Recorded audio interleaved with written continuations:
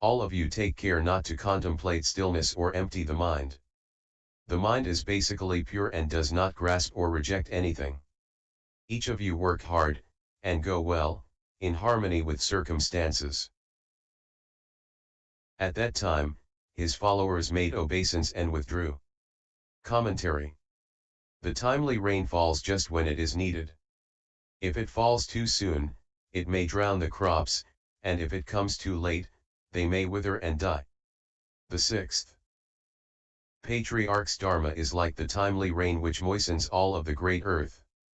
Your own inherent Buddha nature is like seeds which receive the moisture and flourish, ripening into Bodhi fruits.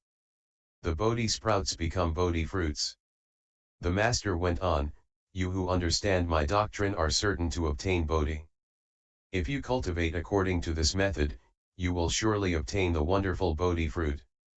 Now that I have spoken so much Dharma for you, you are probably all flustered, so pay attention while I speak this verse. Purify your minds. Your self-nature contains every seed, at the timely rain they all sprout. When sentient beings suddenly enlighten, the flower opens, the fruit is ripened. And the Bodhi fruit accomplishes itself. The wonderful fruit of Bodhi ripens of itself. Bodhidharma said, the fruit comes to bear of itself, and the sixth patriarch said, the Bodhi fruit accomplishes itself. They were speaking of all of you who have the Dharma name Kuo, fruit. You should ripen throughout the world. All places should reap this fruit. What fruit? The Bodhi fruit. The sixth patriarch was afraid that you might not have understood, and so he spoke it very clearly. The Bodhi fruit accomplishes itself. You should all ripen on your own. I cannot help you. If you don't ripen, you are just cheating yourselves. So ripen. Isn't this strange? Your Dharma names all begin with the word fruit, and our school's transmission verse says also. Contemplating, cultivating the ever blissful fruit. Personally transmitting the unconditioned teaching. In the future all of you will personally transmit the unconditioned teaching. The Master went on, my sudden enlightenment Dharma door is not two, it is one. What is the one? It is just the sudden teaching. The mind is not two either, therefore it should return to the one. The way we cultivate is pure and without marks. Although it is without marks, don't make the mistake of contemplating stillness, because that is just another attachment. Do not loiter in dull emptiness either, because the mind of living beings is naturally and fundamentally pure. The original substance of the mind is pure and immaculate, without grasping or rejecting. Work hard, all of you. Go forward and don't be lazy. Go where circumstances take you and build Bodhi mandalas. Be good, cultivate good conduct and work hard. Sutra. On the 8th day of the 7th month, the Master suddenly said to his disciples, I wish to return to Hsinjo. Quickly ready a boat and oars. The great assembly entreated him earnestly to stay, but the Master said, all Buddhas appear in the world and then are seen to enter nirvana. This body of mine must return somewhere. The assembly said, Master, you are leaving, but sooner or later you will return. The Master said, falling leaves return to the root. There was no day on which I came. They further asked, who has received the transmission of the right Dharma I treasury? The Master said, the one who has the way obtains it, the one without a mind penetrates it. Commentary. Patriarch, said the assembly, you are leaving now, but we can't believe that you will enter nirvana. Sooner or later you will come back, won't you? The Master said, just as leaves fall and return to the root of the trees, I must go. Besides, there was no day on which I came. The Chinese text reads, when I came I had no mouth, but this is a misprint for the word day. However, you can also explain it as, when I came I had no mouth. On the day when the Patriarch came into this world, he had no mouth, that is, he had no words. He did not speak Dharma when he came and he did not speak Dharma when he left, coming and going he Did not speak Dharma. The Dharma does not increase or decrease, and although he spoke Dharma for so many years, he never spoke Dharma at all. There are no fixed Dharmas. You can explain it any way you wish, as long as you are in accord with principle. But if you don't explain it correctly, you can explain your listeners right into the hells, and that is taking the unfixed Dharma too far. The patriarch's disciples, unable to bear the thought of their master's imminent departure, tried to delay him with questions until the master, in exasperation, probably decided that they were just too much trouble. I'm getting out of here, he probably thought. The right Dharma treasury refers to the robe and bowl. So many disciples, and yet not one of them knew who had received the Dharma transmission. If they hadn't been greedy for it themselves, they wouldn't have asked this question. Why else would they be standing by the river and gazing out into the sea? If you weren't longing for the sea, why would you be standing there? Everyone thought the robe and bowl was extremely important, but the sixth patriarch was not a businessman. If he had been, at $65 a transmission, he could have made a lot of money. Who got the transmission? The one who has the way obtains it, the one without a mind penetrates it. Whoever has no self-seeking mind understands my Dharma, because he has obtained the samadhis of the one mark and the one conduct. The sixth patriarch's Dharma is to be found in these verses and these principles, and if you cultivate according to them you will obtain his Dharma. Sutra. They further asked, in the future, there won't be any difficulties, will there? The master said, 5 or 6 years after my extinction, a man will come to take my head. Listen to my verse. Offerings to the parents with bowed head. There must be food in the mouth. When the difficulty of man is met, the officials will be Yang and Lu. Commentary. Remembering the demonic difficulties which had beset the master during his lifetime, assassination attempts, arson, thievery, and spying, the master's disciples wondered what would happen when he was gone. I know that the sutra does not record all of the hardships the master underwent. There were at least 6 attempts made to steal the robe and bowl, and the thieves were armed and prepared to kill the master, if necessary. So his disciples asked hopefully, there won't be any difficulties like that in the future, will there? No one will want to kill us, will they? Will they try to kill us instead of you?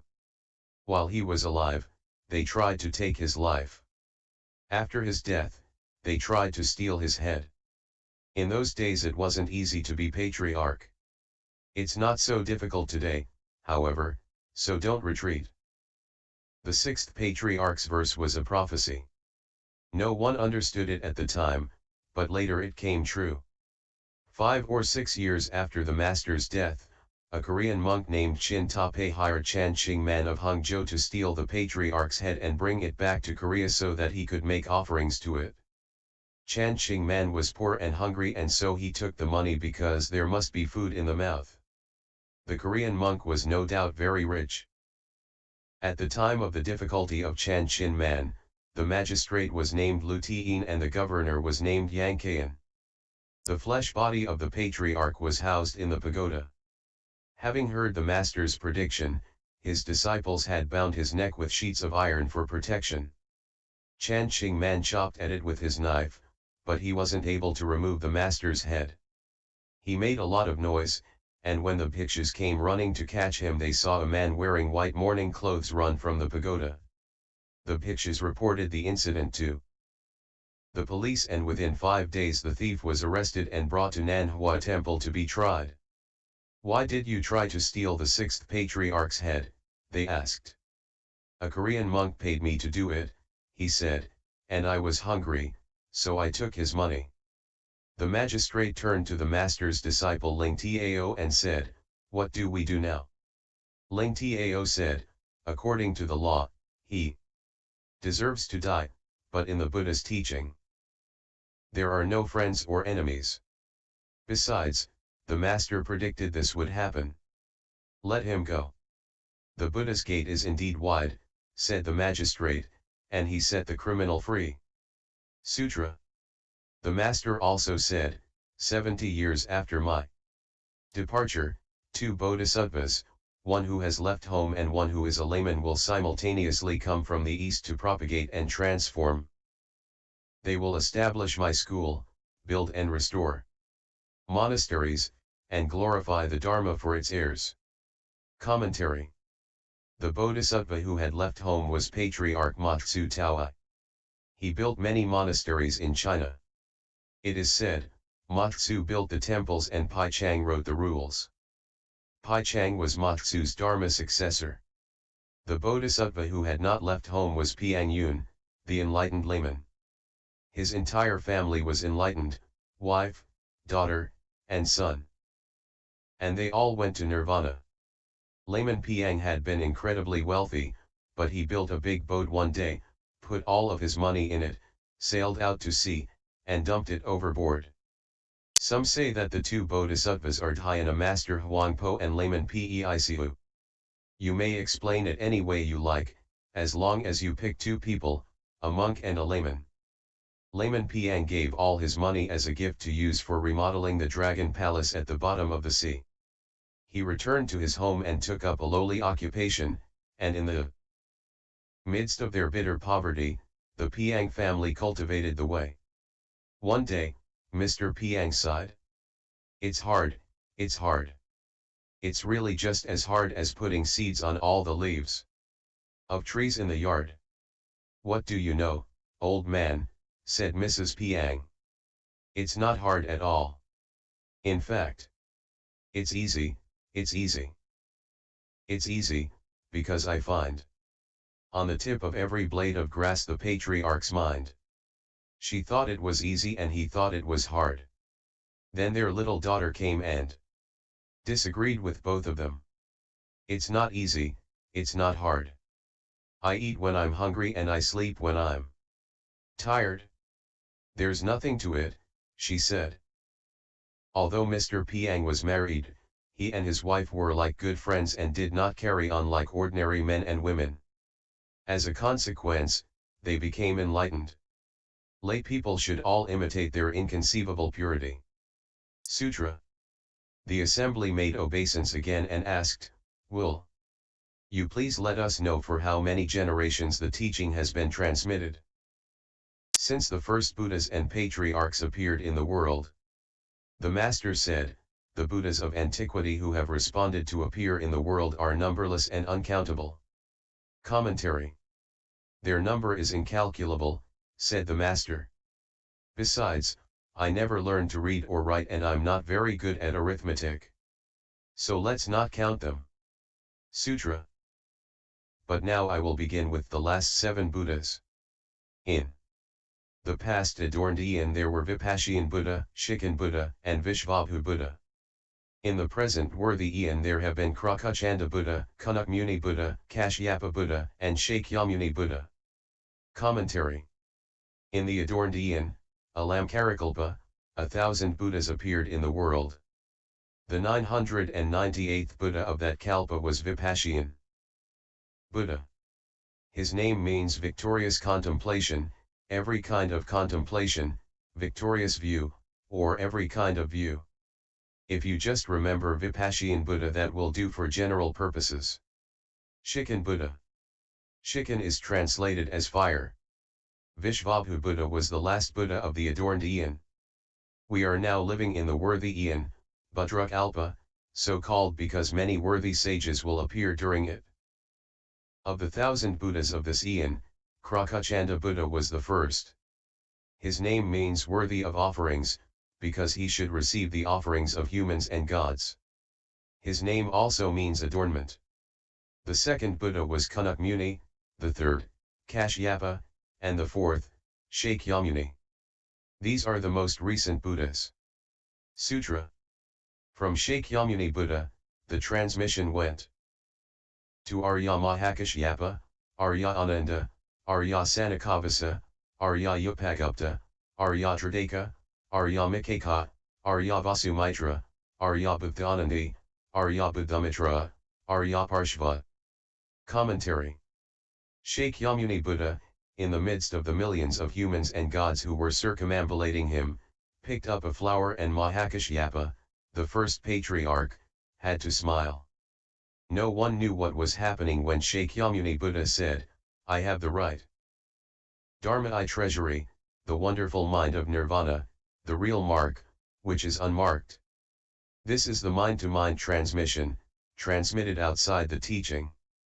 I have already given it to Mahakashyapa in mind-to-mind transmission." The third patriarch, the Venerable Sanakavasa, was born wearing clothes, and as he grew, his clothes grew along with him. After he left home under Arya Ananda, his clothes changed into a great Samgati robe. Just before he died, he said, "This robe will not decay until Shakyamuni Buddha's Dharma is completely extinguished." The 10th patriarch, Aryaparshva, lived in his mother's womb for more than 60 years. He was born with white hair and a white beard, just like Laozi in China. Laozi lived in his mother's womb for 81 years and was born with white hair and a long white beard. They named him Laozi, which means old child, but he was actually a reincarnation of Mahakashyapa. He was reborn in China because Shakyamuni Buddha had noticed that the Chinese had good karmic roots. Most of them did not believe in the Buddha, however, so Mahakashyapa was sent to China to found the religion of Taoism, which is the same as the Brahmin religion of India and which cultivates purity of conduct. Aryaparshva, the 10th patriarch, was born with a liking for cultivation. When he met the 9th patriarch, Buddhamitra, he left home and the Dharma door of the Buddha's mind seal was transmitted to him.